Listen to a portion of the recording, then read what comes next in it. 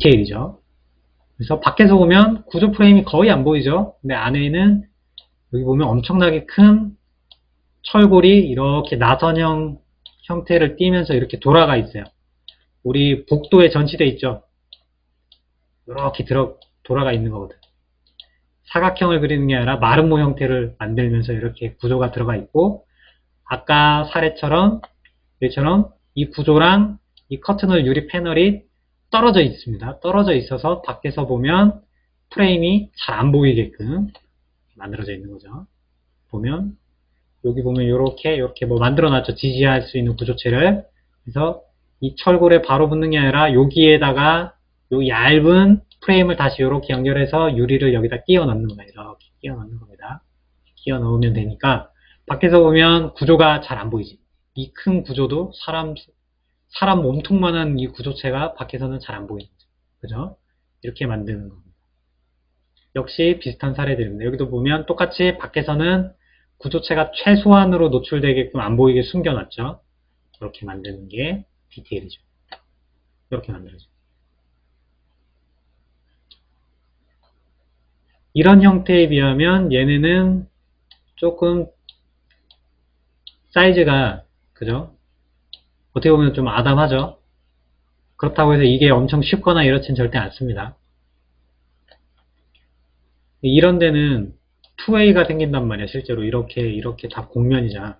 근데 곡면을 만들기가 어렵잖아. 그러면 이런 삼각형 가지고는 안 되거든, 사실. 모양이 안 나온단 말이야. 그러니까 지금 여기처럼 이런 약간 이상한 부분, 요런 부분이 만들어지는 거야. 이거를 없애고 싶으면 이 삼각형 사이즈를 더 작게 만들거나 아니면 요 부분만 프레임을 바꿔야 돼. 바꿔서 DDP처럼 완전히 이렇게 곡면 2A가 구현된 형태로 공장에서 만들어서 붙여야 되는데, 여기서는 뭐 비용상의 문제가 제일 크겠죠. 그래서 최적화를 시키는 거를 딱 2단계까지만 해서 이렇게 원방향으로만 1A만 해서 만들 수 있게끔 이렇게 만들었어요. 곡률을 잡는 게 어려워요. 자, 2A가 나왔죠. 두 방향으로 휘는 부분. 여기 이런 부분 같으면 아까 여기 있는 이런 디테일에 비하면 엄청 자연스럽게 이렇게 딱 말려 들어가게끔 만들어져 있죠. 이게 2A가 시공이 됐기 때문입니다. 그러면 아까 얘기한 것처럼 이런 프레임이 있으면 이 프레임 사이즈보다 유리 사이즈를 훨씬 작게 만들었죠. 근데 여기 보면 프레임 사이즈랑 유리 사이즈가 거의 똑같죠. 이거를 훨씬 작게 만드는 방법도 있고요. 여기도 보면 똑같거든. 훨씬 작게 지금처럼 훨씬 작게 만들어 가지고 휘어주거나 아니면 공장에서 휘어진 상태로 만들어 와야만 이게 가능해요. 이런 디테일들을 해결하려면 아무래도 이 삼각형을 최소한으로 작게 쪼개내야 돼. 그리고 형태도 똑같은 형태로는 이거 못 만들어요. 그래서 여기에 바깥쪽에 사용된 거랑 여기에 사용된 거랑 삼각형 사이즈가 모듈이 달라. 크기가 달라. 그래야 이게 구현이 됩니다. 이런 식으로 디자인이 됩니다. 디테일들이에요. 그래서 여러 형태의 디테일들이 만나야 되기 때문에 아까 보여드렸던 사례 중에 이런 거 있었죠. 요 철골들이 와가지고 만나야 되기 때문에 각각 만나기 위해서 가운데 뭔가 이거를 다 묶어주는 하나의 디테일이 필요하죠. 요걸 만들어야 돼요. 여기는 원형을 쓴 거고요. 여기는 이렇게 위아래로 두 개가 돼 있는 거죠. 사이즈가 다른 것들이 붙으니까 이렇게 만든 거고, 얘는 다 비슷한 사이즈지만 너무 여러 방향에서 오기 때문에 좀 특이한 형태의 연결할 수 있는 구조체를 따로 만들어낸 거죠. 이게 디테일을 최대한 살린 겁니다. 이런 방식들이 개발이 많이 됐다라는 거죠. 또 이 사례 같은 경우에도 곡면이 엄청나죠. 이런 곡면을 만드는 게 쉬운 일이 아니라서 지금도 보면 여기 이쪽 부분에서는 그냥 사각형 모듈로 보이지만 이 위쪽으로 올라가면 이렇게 작아집니다. 이렇게 모여있기 때문에 작아지죠. 그래서 사각형이 여기서는 만약에 이런 정사각형이라면 요 위쪽으로 올라가면 사각형이 약간 이런 마른 목골의 사각형 패널을 여기에 갖다 붙여야겠죠. 그리고 얘가 휘어져 있겠지. 그죠? 휘어져 있는 형태로 1A로 휘었겠지 아마. 그렇게 만들었을 거예요. 경우에 따라서는 2A로도 휘을 수 있지만 이렇게 만들었는 걸로 봐서는 이거는 1A 방향으로만 이렇게 한쪽 방향으로만 휘게끔 해서 옆으로 돌아가는 애들 모듈을 다르게 조정을 해줬을 거라고 판단이 됩니다. 그래서 만드는 방법에는 뭐 거푸집도 있고, 여기도 거푸집이네. 그다음에 무거푸집도 있고, 여기서는 트러스월, 여기는 유니폼 이런 것들이 있습니다. 콘크리트를 이용할 때는 이런 방식도 씁니다. 하지만 콘크리트로 비정형을 만드는 거는 사실 그렇게 많이 보지는 못해요. 최근에는 그렇게 흔하게 보이진 않아요. 만들기가 어렵고 하니까 시간도 오래 걸리고 잘 안 보이긴 합니다만 콘크리트도 할 수 있습니다. 그리고 초창기의 비정형은 사실 콘크리트에서부터 시작을 했고, 무거푸집 공법을 이용한 방식이죠. 거푸집이 없다는 얘기죠. 결국에는 뭐냐면 거푸집이 없는 건 뭐냐면, 거푸집은 나중에 떼어내는 애잖아. 그죠? 얘는 떼어내질 않는다는 거야. 나중에 콘크리트 타설이 되면 얘 자체가 그냥 껍데기가 되도록 설계를 한 거야. 예를 들면 어떤 것들이 있냐면, 외피를 비정형으로 만들었는데 만약에 그게 알루미늄 패널이다 그러면 거푸집 자체를 알루미늄 패널로 세워놓고 그 안에 콘크리트를 부어버리는 거야. 그러면 외피 마감재 자체가 거푸집 역할을 하게끔 하는 형태로 지어지는 거죠. 그런 방식도 있어요.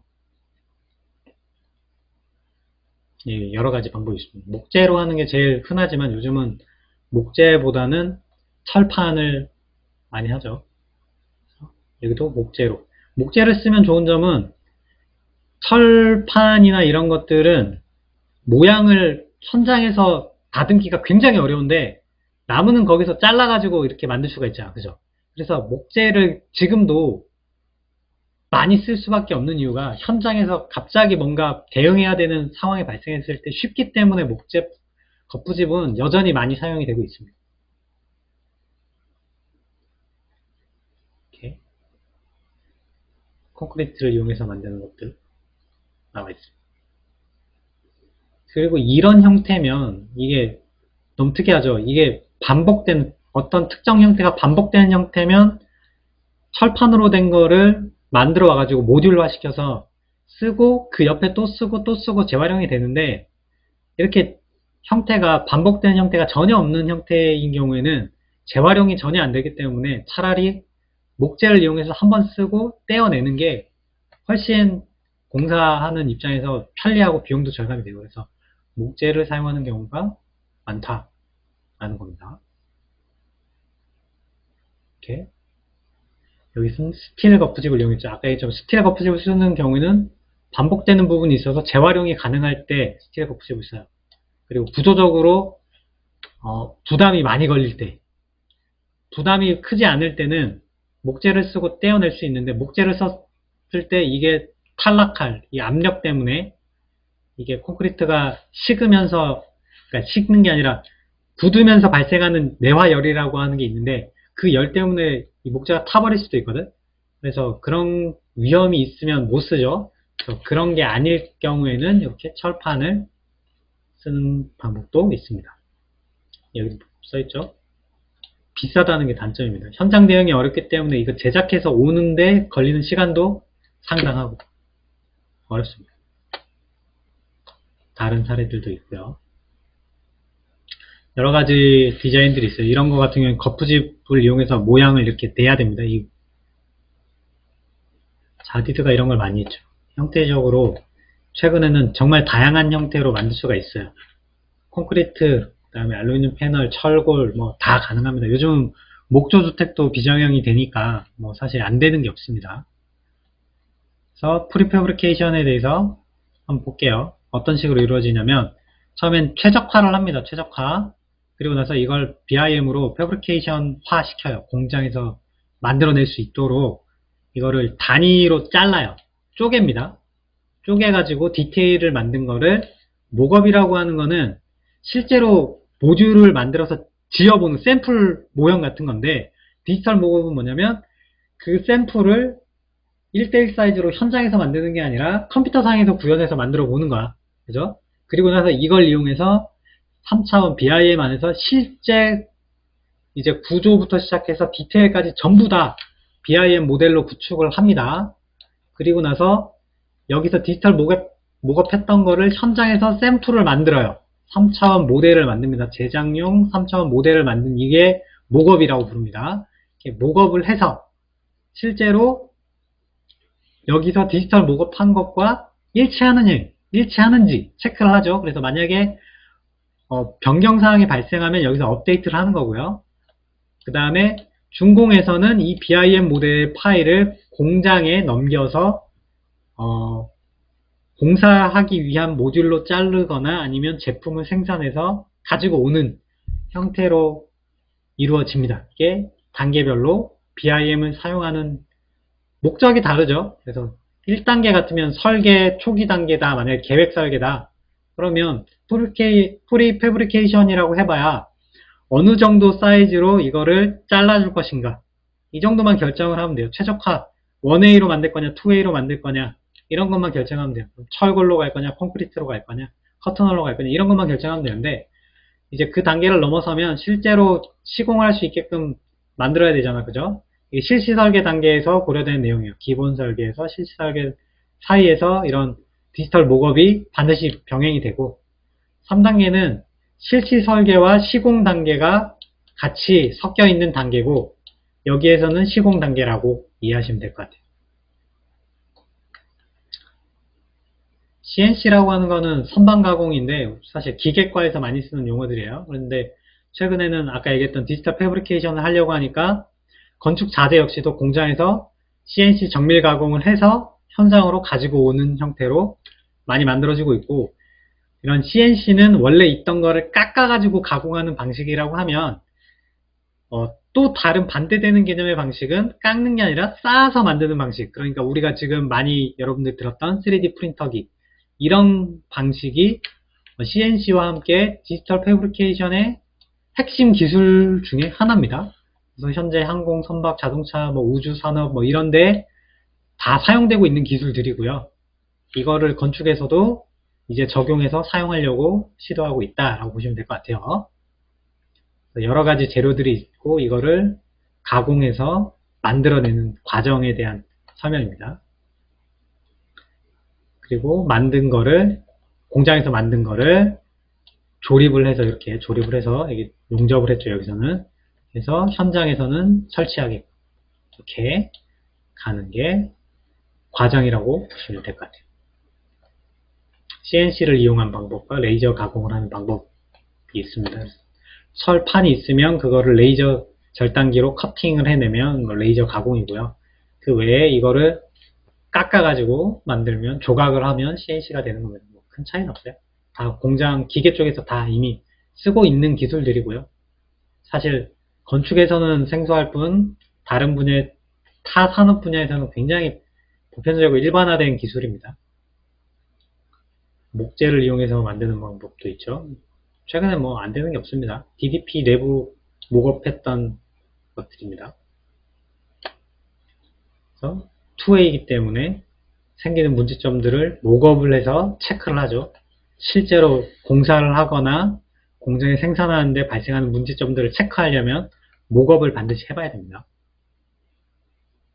그래서 국내에 지어져 있는 비자형 건축물들이 있습니다. 이렇게 지금 이건 인천에 있고요. 이거는 대구 달성에 있고요.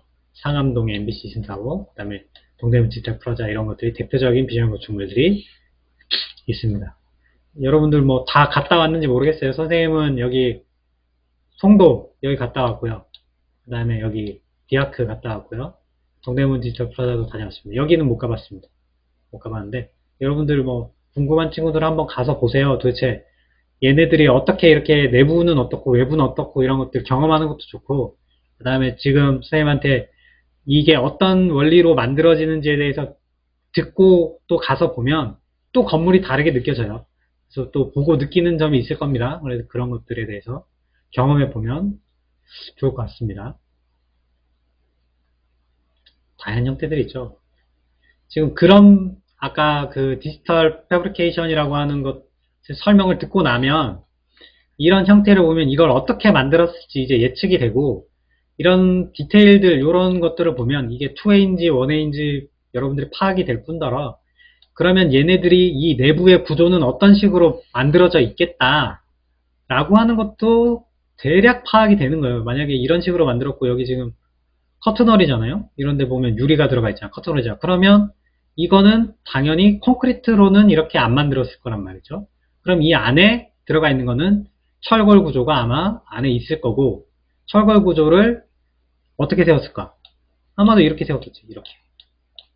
철골을 이렇게 세우고 얘네들을 연결하는 프레임들이 이렇게 지나갈 거예요.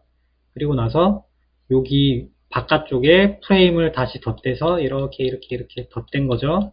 그리고 나서 얘네들을 공장에 생산해 온 애들을 다다다다다 이렇게 붙인 거고, 얘는 유리를 붙인 거고, 그 차이밖에 없는 거죠. 얘네 같으면 당연히 안에 철골로 만들어져 있을 거고요. 안쪽 바깥쪽으로 아마 쉘 구조로 만들어져 있을 거다라는 게 예측이 됩니다. 그리고 요런데 구조를 지지하는 데가 하나가 있을 겁니다. 그래서 이렇게가 하나의 구조가 되겠지. 이렇게 넘어가는 구조체가 하나일 겁니다. 그럼 얘랑 연결해주는 구조가 어떻게든 이렇게 연결이 돼야 되잖아. 그죠? 저 뒤에 있는 구조가 이렇게 또 지나갈 거니까, 그죠? 이렇게 연결해주는 것들이 이렇게 있을 거라는 거지. 그리고 나서 이 위에다가 아까 얘기했듯이 프레임을 다시 이렇게 덧댄 다음 공장에서 생산해온 패널을 여기다 붙였을 거란 말이야. 그죠? 그럼 얘는 구조적으로 봤을 때 이런 것처럼 명쾌하게 안 나오니까 얘는 아마 쉘일 거야. 얘는 쉘을 해야 돼. 그죠? 반면에 얘 같은 경우에는 구조가 안쪽에 있는 건물이랑 바깥쪽에 있는 거랑 따로 놀지. 그럼 내부에는 기둥을 세우면 돼, 그냥. 철골을 세우든 콘크리트를 세우든 기둥을 세우면 되고, 요 껍데기만 지지할 수 있는 형태의 패널을 만들면 되니까 상대적으로 골조가 그러니까 구조체가 굉장히 얇고 가늘어도 되는 그런 애가 들어가 있을 거라는 거지. 공사하기가 얘가 훨씬 쉽겠죠. 껍데기만 비정형인 거니까 얘는. 이 내부에 있는 실 자체는 정형인데 이거를 감싸고 있는 껍데기 지붕만 이제 비정형으로 가는 형태가 되겠죠. 이렇게 사례들이 있습니다. 국내에서 현상 설계라든지 이런 것들을 많이 했었어요. 그래서 이런 식으로 디자인들이 많이 나왔어. 비정형 형태. 그럼 아까 얘기했듯이 이런 형태를 만들었으면 이게 구조체인데 이 구조체를 어떻게 구현할 것인가? 그죠? 그러면 그 안에 프레임을 이렇게 다 세웁니다. 프레임을 다 세우고 나서 바깥쪽에는 알루미늄 패널로 외장을 마감을 하는 겁니다. 이런 식으로 만들면 나중에 이렇게 보이게 되는 거죠. 다 입히면 이게 구조체처럼 보이지만 사실 이 안에 프레임이 숨어 있는 거예요. 그죠? 쉘 구조입니다. 이렇게 만들어집니다. 디테일이. 이해되시죠?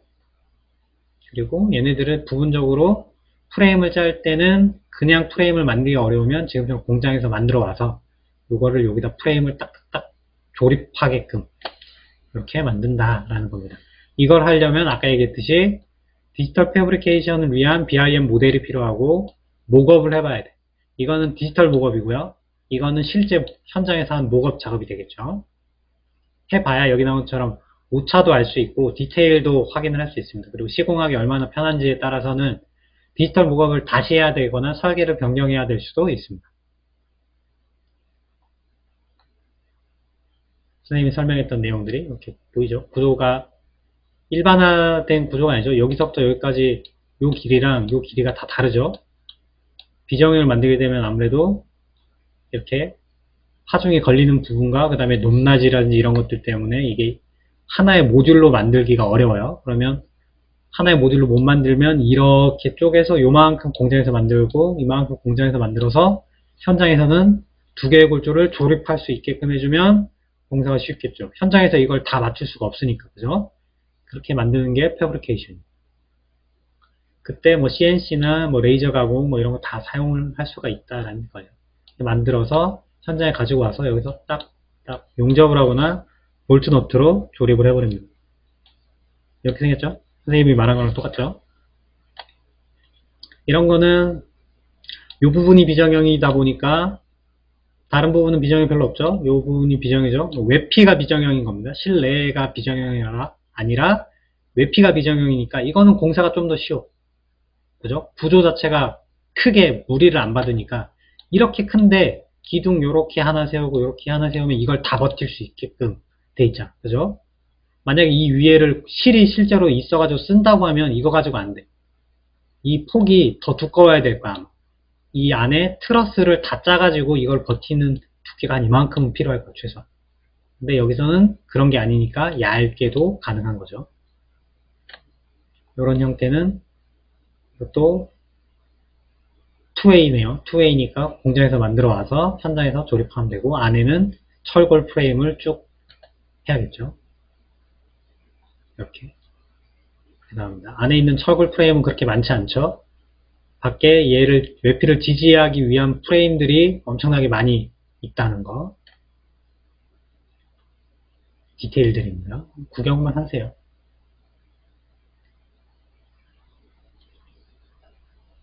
이렇게 되죠. 여기 보면 일반적이지 않다 보니까 이런 모양의, 이건 일반적으로 없는 것 같아요. 디테일을 만들어서 여기다 붙인 겁니다. 저 안에 얇은 철근이 지나가는 겁니까? 그러니까 철골 프레임이 안에 있는데 밖에 이게 이제 밖에 이제 유리를 붙여야 되니까, 커튼을 붙여야 되니까 멀리언과 스팬드러를 이렇게 만든 겁니다.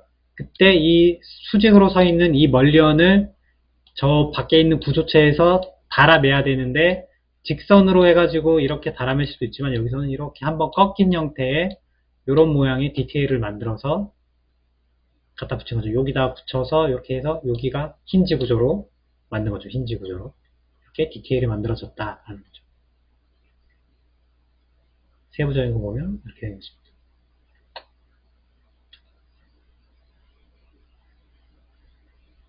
다른 사례들도 다 비슷비슷한 형태를 띠고 있어요. 크게 차이가 없습니다. 단지 기본적인 원리는 다 똑같은데 형태가 다르면 디테일이 다 달라요. 그래서 모양에 따라서, 건물에 따라서 디테일이 다 다르게 만들어져 있기 때문에 사실은 디테일이 핵심 기술이고요. 그 디테일이 어떻게 이걸 풀었는지를 공부하는 것도 사실 엄청나게 어려운 일이에요. 사실 우리랑은 어떻게 보면 그 디테일을 푸는 거는 다른 이야기긴 하지만 기본 원리는 여러분도 이해는 해야지. 그죠? 이런 디테일이 여기에 분명히 들어가 있을 거고, 어떤 구조를 사용하면 이런 형태의 디자인이 구현이 된다라고 하는 걸 여러분들이 기본 지식은 알고 있어야 다음에 언제든지 여러분이 이런 디자인을 하고 싶을 때 그걸 사용할 수 있잖아. 그죠? 그래서 공부는 당연히 해야 되는 겁니다. 사실. 좋은 설계를 하려면, 좋은 디자이너가 되려면 시공 지식, 구조적인 지식, 디테일적인 지식이 기본적인 수준은 당연히 있어야 돼요. 내가 설계할 거니까 구조를 못해도 돼. 이런 거 절대 아닙니다. 구조를 못하면 구조적인 거에 문제가 생겨서 나중에 여러분이 어떤 디자인을 만들든 다 엉망진창이 돼. 좋은 설계를 절대 할 수 없어요. 이런 디테일을 많이 공부하고 구조적인 것, 시공 기술 이런 것도 여러분들이 관심을 가져야 여러분들이 실제로 진짜 하고 싶은 디자인 형태를 다 구현할 수 있는 능력이 생기는 겁니다. 이렇게 만들어진다라는 겁니다. 다음 것도 그냥 툭툭툭 사진 넘겨볼게요. 이렇게 만들어집니다. 보면 이렇게 모양이 이렇게 방향이 이렇게 탁탁탁 틀어져 있잖아. 그죠? 그럴 때 유리 자체는 건드리지 않아요. 얘 자체는 건드리지 않고 여기 얘 프레임 자체만 딱딱딱 비틀어 가지고 모듈화되어 있는 이 창을 끼울 수 있게끔만, 모듈화되어 있는 이 창을 끼울 수 있게끔만 얘네들을 이렇게 비틀어 주는 거야. 딱딱딱 꺾어 주기만 하는 겁니다. 얘 자체를 꺾는 거는 안 되니까 밖에 있는 것만 꺾는 거야. 얘를 꺾을 수는 없잖아. 그죠? 실제로 써야 되는 창인데. 이렇게 만들어진다라는 겁니다. 모형으로 목업을 했죠. 여기서 디지털 목업을 해본 거예요. 그래서 비정형으로 패널을 만들어 와야 되는데 이런 형태로 하는 거랑 이런 형태, 이런 형태를 했을 때 뭐 공사 비용은 얼마가 들 거고, 그 다음에 공사 난이도는 어떻게 되고, 뭐 이런 것들에 대한 대안을 검토한 다음에 가장 적당한 애를 이렇게 골라내는 거죠. 이게 최적화하는 겁니다. 이게 바로. 그래서 얘네들은 어떻게 만들어 올 거냐? 얘는 절곡했다. 얘는 얘는 보면 절단을 했다 뭐 이런 식으로 나오죠. 어떤 식으로 얘네들을 만들어 올지 이렇게 만들어 와서 얘네들을 이렇게 꺾으면 된다 이렇게 계산이 나왔다는 거죠. 얘네들을 지지하기 위해서 안쪽에 이제 구조체가 들어가야 되는데 걔네들은 어떻게 구조체를 만들어 줄 거다 라고 하는 계획이죠. 그래서 구조를 만든 다음에 요 프레임 안에 만들어 온 패널을 딱딱딱 끼우기만 하면 완성이 되게끔 그죠? 그렇게 디테일을 만든 거예요. 구조 안에 밖에 창호 집어넣고 그 다음에 그 밖에 이 프레임을 씌울 수 있는 유닛을 만들어서 딱 끼우는 거죠. 원리는 다 똑같아요, 사실. 이렇게 만들어 온 거를 만들어 온 애를 목업하는 거죠. 목업해보는 거예요. 실제로 어떻게 되는지 테스트해보는 거예요. 치수, 모델링 했을 때 치수, 그 다음에 목업했을 때 치수 차이가 발생하는지 보는 겁니다. 여기 보면 약간 오차가 있죠? 오차가 있습니다. 그러면 이거를 공사했을 때 발생한 오차만큼 모델링을 수정해야 되는 경우가 발생하겠죠. 샘플을 만들어서 실제로 이렇게 해보는 거죠. 목업이니까.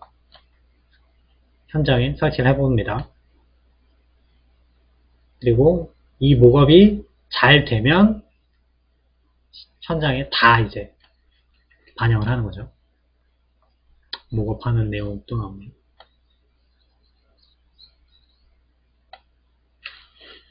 자, 얘 같은 경우에도 어떻게 했는지 볼까요? 안에 철골 구조가 다 들어가 있고요. 겁십을 대서 목업을 했죠. 얘네도 이렇게 서브 역할을 하는 골조들이 이렇게 다 들어갑니다. 프레임들이 다 만들어 놓고 겁십을 대고 얘는 콘크리트를 쓴 것 같네요. 겁십을 댄 걸 보니 콘크리트를 써서 공사를 다 하고 그리고 나서 밖에는 패널만 그냥 붙인 거네. 여기서 이 프레임들은 그러면 결국에는 철근이 되겠네요. 그냥 철근 콘크리트로 만들고 나서 이 곡면의 바깥쪽에 나무 거푸집을 다 뜯어내고 아까 말한 알루미늄 패널을 다 갖다 붙인 형태가 되겠네. 그죠?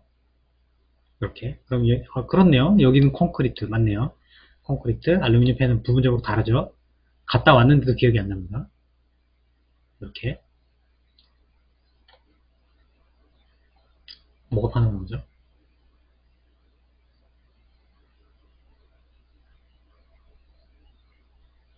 디테일에 사용된 것들이 만들어져 있네요. 그래서 완성이 됩니다. 불량 사례들 나오네. 여기 불량 이런데 잘 안 맞는 애들 나옵니다. 똑바로 만들고 싶었으나 사실 굉장히 어려운 일입니다. 이런 데는 좀 엉망이죠. 진짜 엉망입니다.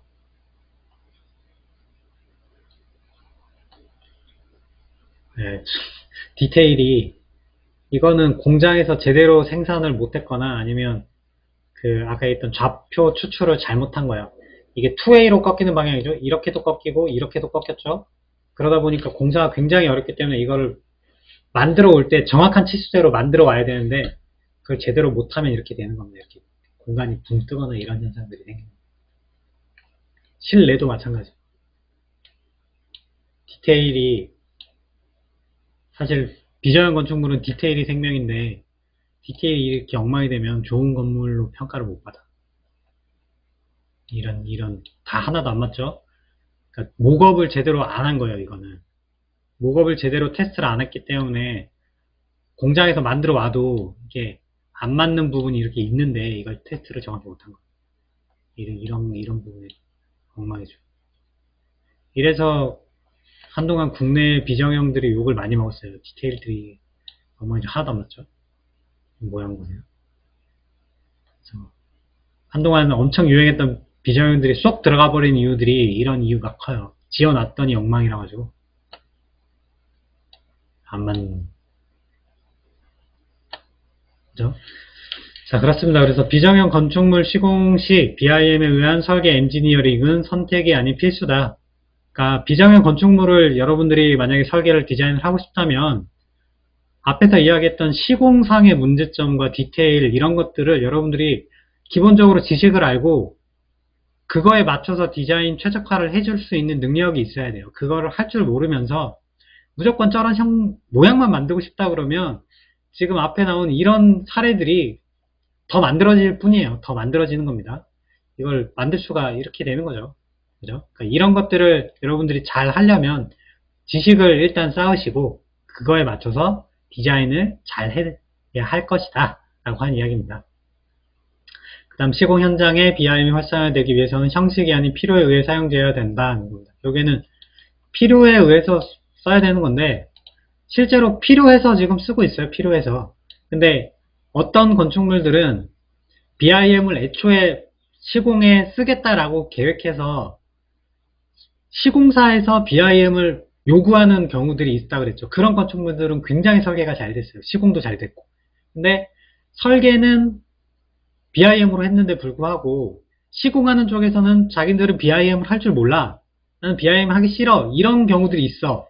근데 패브리케이션 해야 돼. 그래서 일단 뭐 대충 어떻게든 뭐 해보자 해가지고 하게 되면 앞에 나온 이런 얘들이 생기는 거야. 시공하는 쪽에서 쓸 줄 모르니까 디지털 목업도 제대로 할 수가 없고 이런 문제가 생긴 거예요. 이런 것들을 방지하려면 시공 현장에서도 BIM을 써야지 건축하는 사람만 BIM 설계만 써가지고는 절대 안 된다라는 겁니다. 그다음에 시공 BIM의 완성은 시공에 참여하는 모든 관계자의 의견을 반영, 검토, 적용될 경우가 가장 이상적이라고 판단된다. 당연한 얘기입니다. 결국에는 모두가 BIM이라고 하는 하나의 목적을 가지고 작업을 하면 그만큼 퀄리티가 좋아질 거다라는 이야기입니다. 여기에 사용된 이 자료 같은 경우에는 박정대 교수님입니다. 경기대학교에 계신 교수님인데 이 교수님이 연구한 내용을 바탕으로 여러분들한테 소개를 해드렸습니다.